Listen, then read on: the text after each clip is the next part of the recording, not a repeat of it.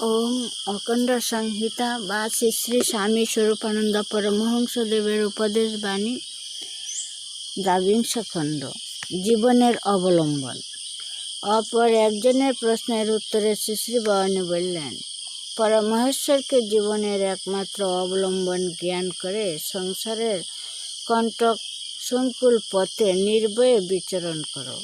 তাহার ইচ্ছাই নিখিল ভুবনে সর্বে সর্বা। তাহার পরম মঙ্গলময় মধুমকা নাম নিরন্তর স্মরণ করো। ইহাই সকল কল্যাণকে প্রতিষ্ঠিত করিবে। নামে নির্ভর করো, নামে বিশ্বাস করো, নিখিল বিঘ্ন এতে দূরীভূত হয়ে যাবে।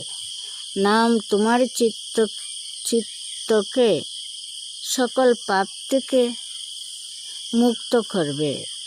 নাম তোমাকে মানুষের প্রতি বিদ্বেষহীন ও প্রেমশীল করবে। নাম তোমার অন্তরের সীমাহীন উদ্বেগ প্রশমিত করবে। নামের শক্তি অসীম, অফুরন্ত, অনন্ত। ওই চলনময় চঞ্চল সংসারে নামই একমাত্র নির্ভরযোগ্য পরম মধু। নামে ডুবে যাও, অন্য চিন্তা যতটা পারো ছেড়ে দাও। কেউ কেউ হয়তো বলবে সবই পক্ষিকার, নাম টাম কিছুই নয়, প্রতারণা মাত্র।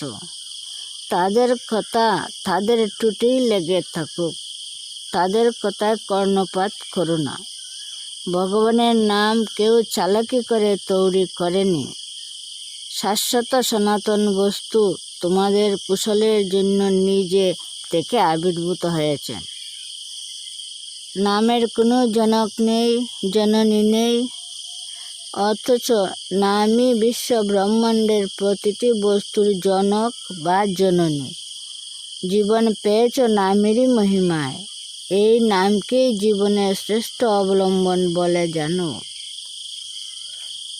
নাম সত্য, নাম নিত্য, নাম নিরঞ্জন, নামই পরমাত্মা, নামই জ্যোতি, নামই স্বরূপ।